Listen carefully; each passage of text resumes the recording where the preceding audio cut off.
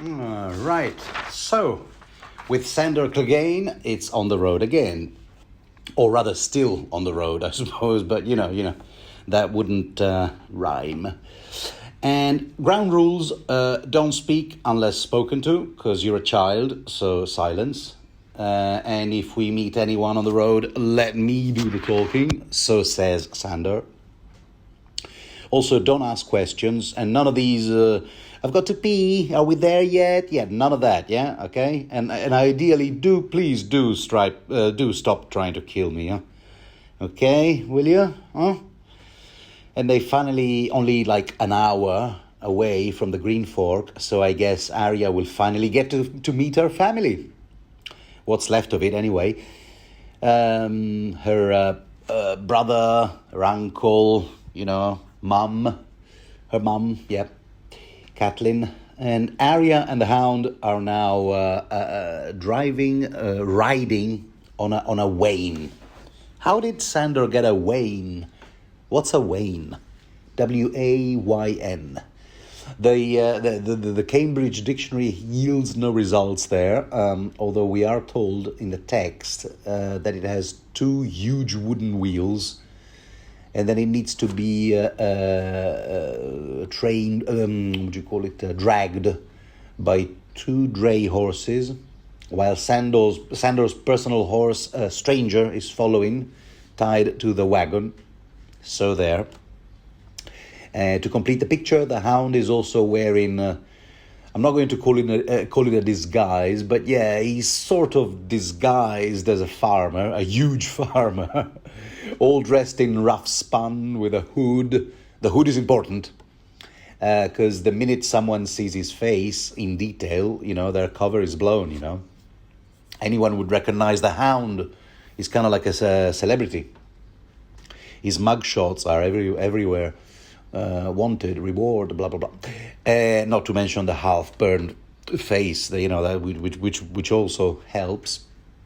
Finally, on the wain, they're transporting 4 squat casks of salt pork and 1 of pickled pig's feet. Posh snacks, huh? But where are my manners? Welcome, dear listener, to the rambling commentaries of an insane person online. We are reading a Song of Ice and Fire, more specifically a Storm of Swords 50, Arya 10. There. Anyway, sure enough, Arya and the Hound are met by 3 outriders, a knight and 2 squires sent out from the twins. And right now they want to inspect the cargo that these 2 are carrying. Now, up until these guys showed up, Arya had a plan.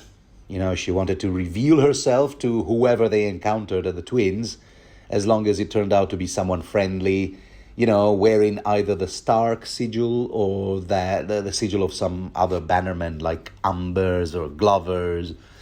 But, unfortunately, this particular knight and his 2 squires are actually wearing an emblem she's never seen. A black pitchfork on a golden bar sinister up on a russet field. Now, as I reread that, I wasn't in the mood for having an answer, right away. I want to do it. I wanted to figure things out the old-fashioned way, research and whatnot. As to what whose sigil that might be, the pitchfork.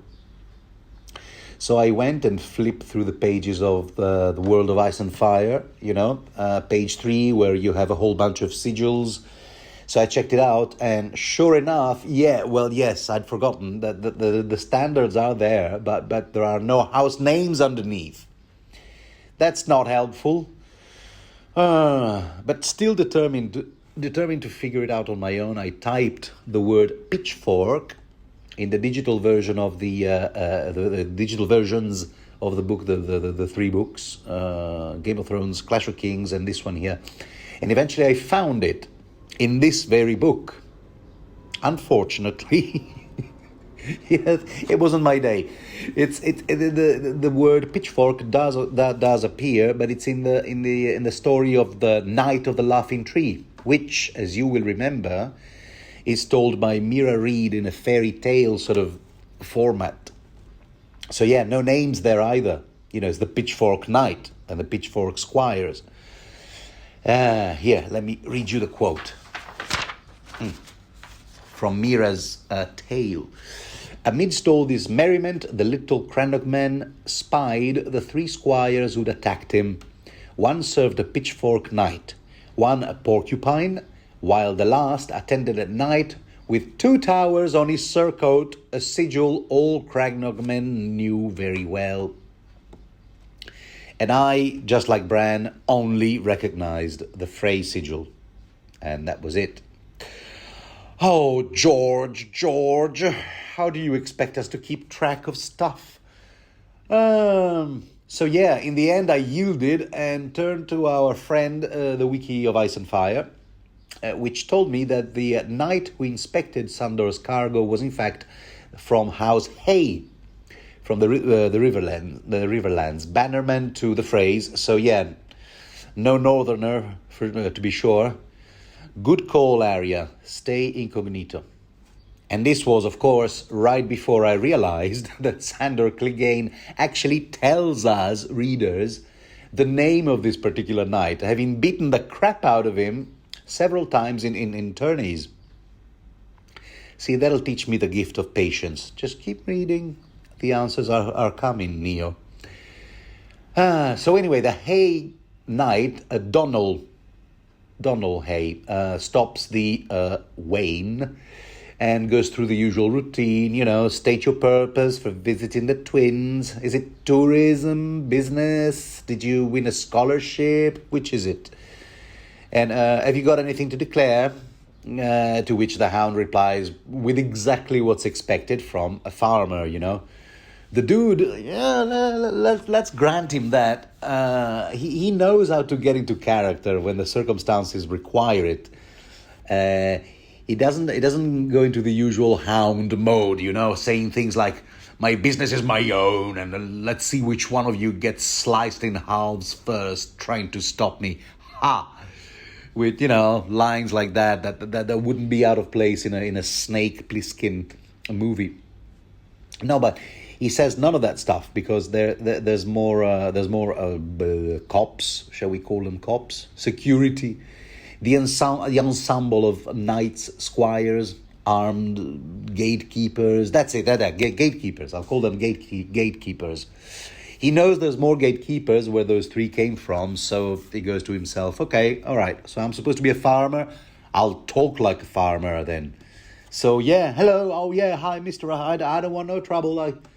I just came downtown here to get some hard rock candy for my kids, some gingham for my wife. I don't even know what gingham is, but she goes through about 10 rolls a week of that stuff. I ain't looking for no trouble, mister. Okay, no, he doesn't actually say that, but award yourself 5 points if you got that reference. And this is probably a good time to let you know that these dialogues will be slightly paraphrased. Anyway, so no.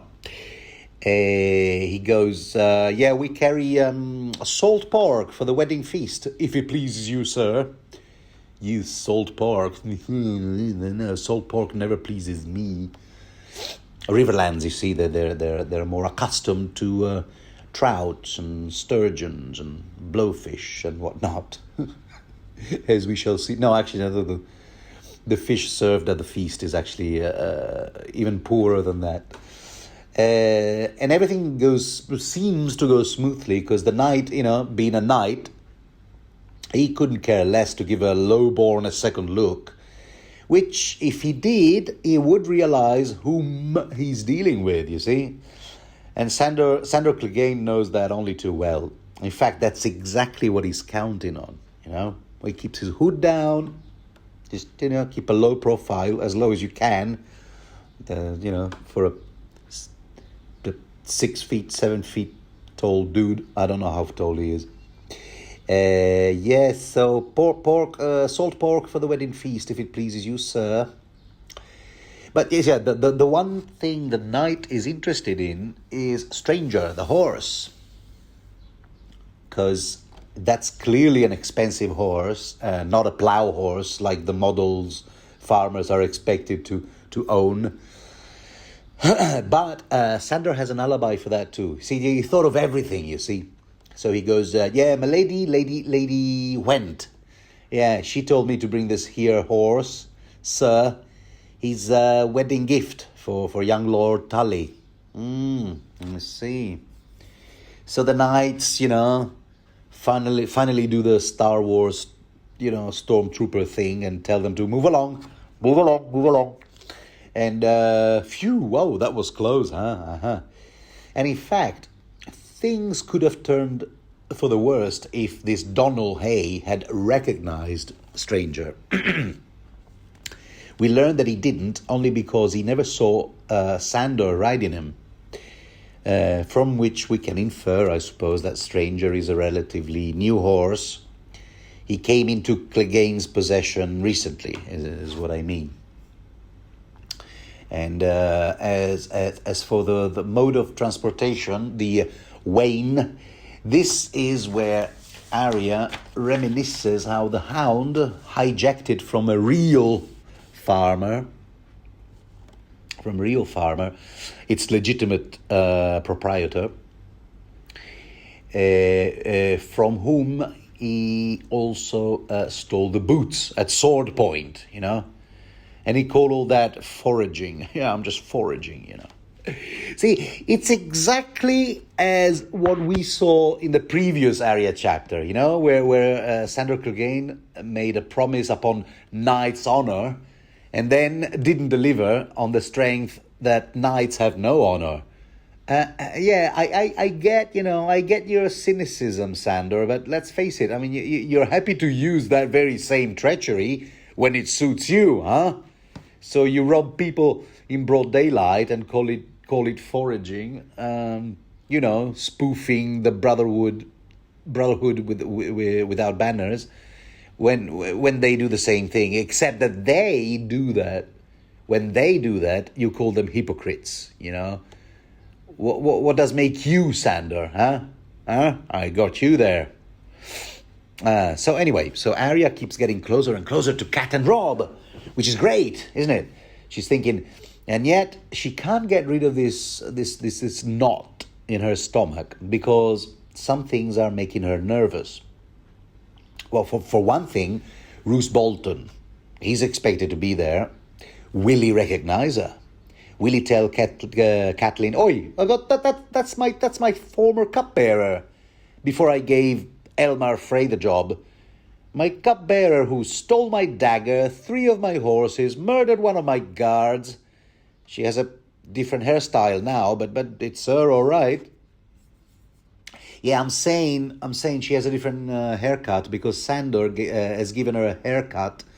And, well, let's just say that of all the possible careers you might want to recommend the Hound, I would not include opening his own hair salon, because apparently he did a rubbish job.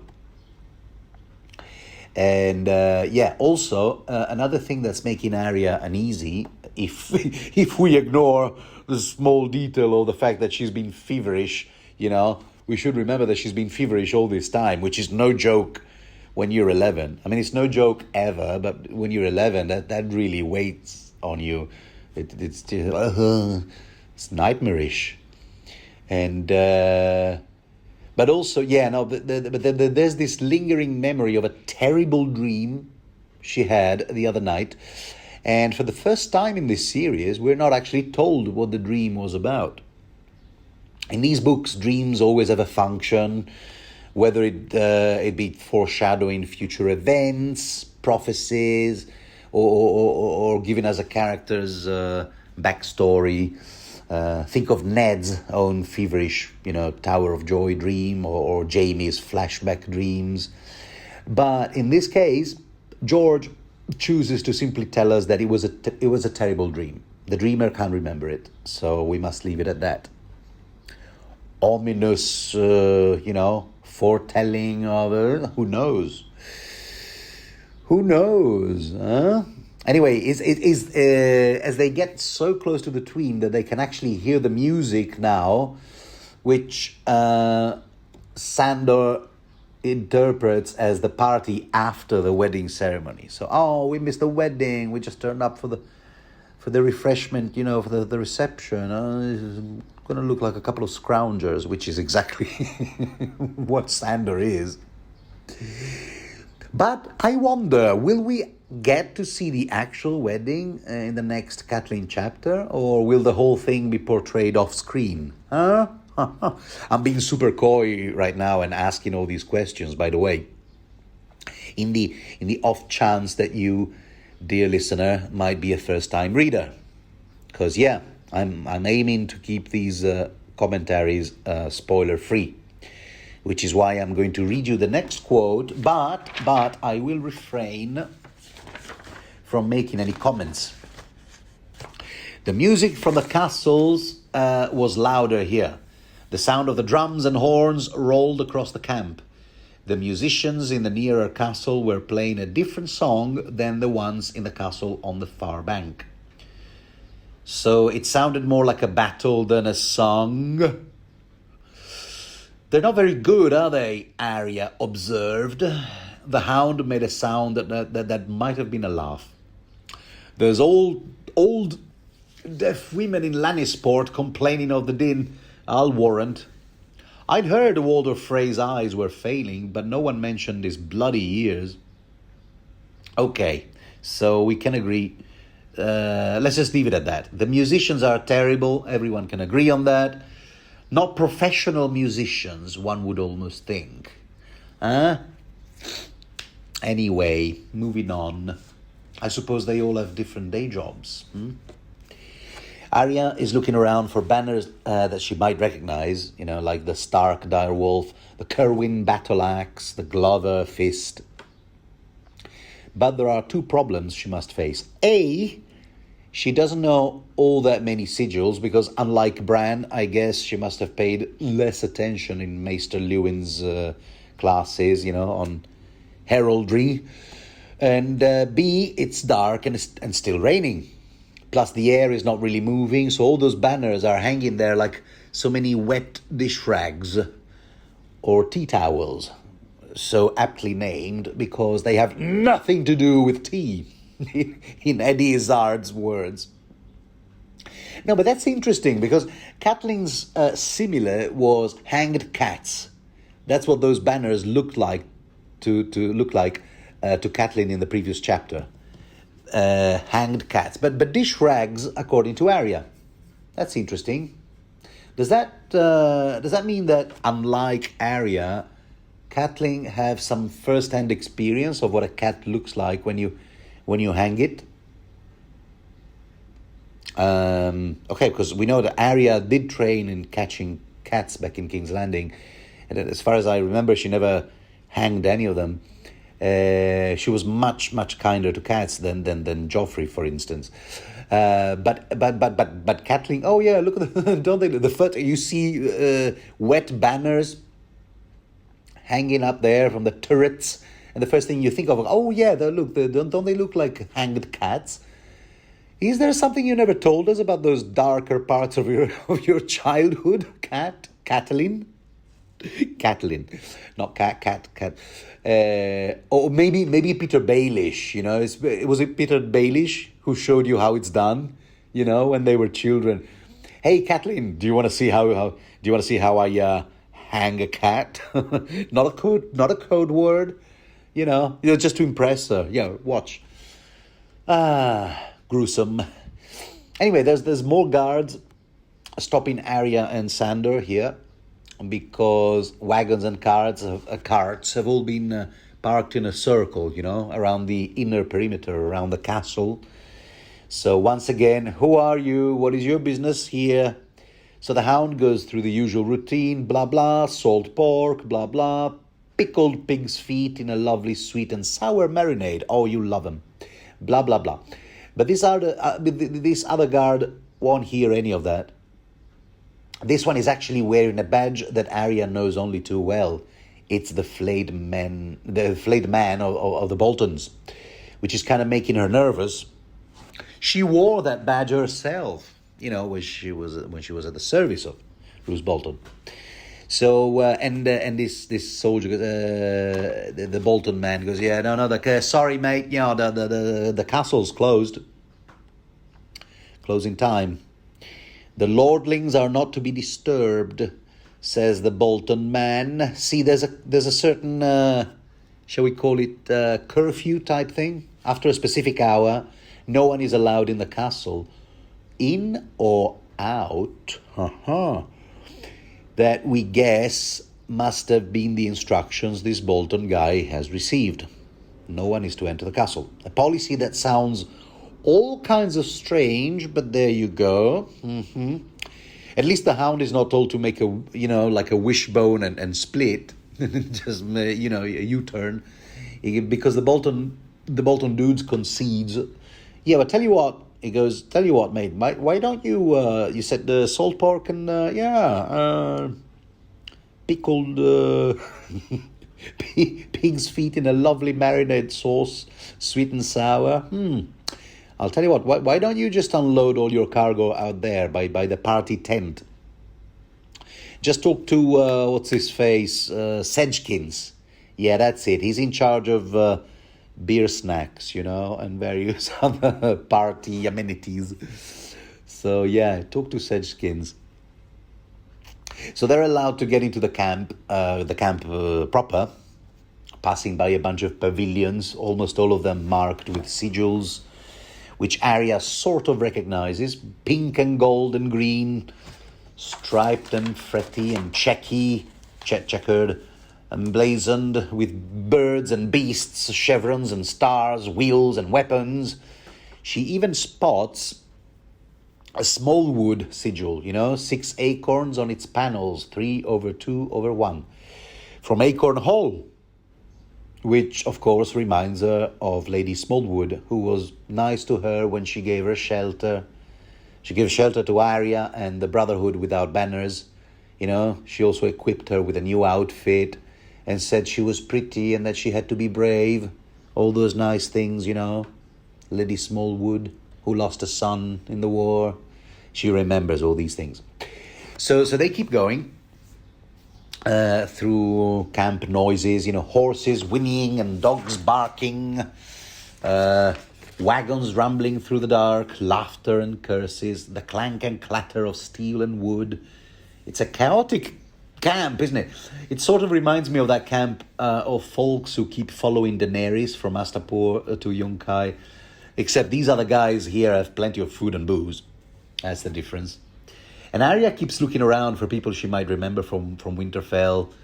Not highborn, because those are all inside, but maybe guards, maesters, workers, but still nothing. Well, because Rob's men are all on the other side, aren't they? Yeah. Aren't they? Anyway, no, we know that from the other chapter, or did only the actual army units cross the river? I'm not actually sure about that. But be it as it may, Arya doesn't recognize anyone. So they ride inside the first of those 3 massive circus tents, and it's Oktoberfest in there. That's right. Hundreds of people all sitting on benches, having a blast. Tankards of ale and whatnot, beer, meat and wine, joints of meat on spits above the flames. That's the vibe, and people are toasting to King Rob and Queen Jane. I guess they can do that here with impunity, because I would think twice before toasting to Queen Jane inside the hall where old Walder can hear you. But except that Arya, obviously, she has no idea who this Queen Jane is supposed to be. But she's about to meet Rob, isn't she? Yeah, so everything will be cleared up, right? Yeah. And Arya is eager to see him, but the smell coming from these joints of meat is just way too tempting. So she goes, oh, can't we just grab a bite? Come on, it's all for free. Here in the company of these northerners, see here, I see Umbers, Karstarks, mountain clans even, the Walls, those people. the Liddles, I forgot the others. And yeah, come on, let's grab a bite. But Sandor won't have none of that. He goes, now, listen, love, listen, yeah, listen. Our mission is to get to your bloody brother, Robb, all right? No middlemen, no nothing, and I certainly don't want any Northerners to spot you and claim you for themselves so that they can bring you to Robb, you know, as a, you know, token of respect and loyalty, and I get stiffed. Oh, no, no, no, not this dog. I think not. We're going straight to your bloody brother. No secretaries, no... There's bloody brother, bloody, that qualifier again, yeah? At the end of 2 consecutive chapters. Because earlier on, Sandor said, yeah, we might make it on time for your uncle's bloody wedding. What's that about? Oh, well, it's just the way Sandor speaks, isn't it? Yeah. So, yeah, bloody brother. And one last feeble attempt by Arya to stop there. She goes, hey, but wait a minute. Weren't we supposed to see Sedgekins? You know, come on now. That's a weak one. Come on. Who cares about Sedgekins? Yeah, dear listener, if you thought that Sedgekins was going to become a larger-than-life characters, you know, someone about whom character study essays would be written for years to come. No, we don't get to we don't get to meet Sedgekins. That's right. Well, it's a missed opportunity, I guess, because you know, I'll tell you what, Sedgekins happens to be a lot of fun. A lot of fun. I mean, you don't get to be in charge of beer and snacks and parties for nothing. I mean, if you're not a party animal, you'll be like, he's such an awesome guy. Yeah, dude, come here, man. Yeah, grab a cocktail, dude. Sit over there. Oh, you, come on. But no. Want a pina colada? Yeah. Pork chops. I got it. I got the lot, mate. Yeah, I got the shit right here. Yeah, you'll love it, mate. But we don't get to meet him. Oh, George, really? Will you ever give readers what they want? I suppose not. That's the charm of these novels, isn't it? So yeah, dear listener, Sandor just shows the Arya just how much he cares about Sedgekins. So he goes, nah. Yeah, nice try, but no. Let's keep moving. Let's keep moving, darling, he says. And with that, this chapter, Arya 10, ends. Okay, very short chapter. In fact, to my memory, this is probably the shortest commentary so far in A Storm of Swords. But yeah, it's a transition chapter. I don't really get too much into novel structure. This is a transition chapter. This does that. This closes the first act. This closes the second act. I mean, I do it, but I keep it to a bare minimum, only when strictly necessary. It is a transitional chapter because really what we're all looking forward to sinking our teeth into is the next chapter, which is of course chapter 51. Pivotal chapter, I should imagine. Chapter 51, Catelyn VII. Could be a pivotal one because, family reunion, Starks, under one roof, just like in book 1. Or not, it may well turn out to be a rather uneventful chapter. Bits of info here and there, just make a mental note, put in your pocket for future reference, but yeah, no more than that. I don't know. Then again, if you are not a first-time reader, then you'll probably want to, if you're interested, you'll probably want to stick with me as I move on to the commentary of the next chapter, and we'll have a ball, we'll have a blast, we'll have a lot of fun. Indeed, if you like this kind of comment, don't forget to do all of the things that people do under similar circumstances. And in the meantime, I look forward to talking to you again.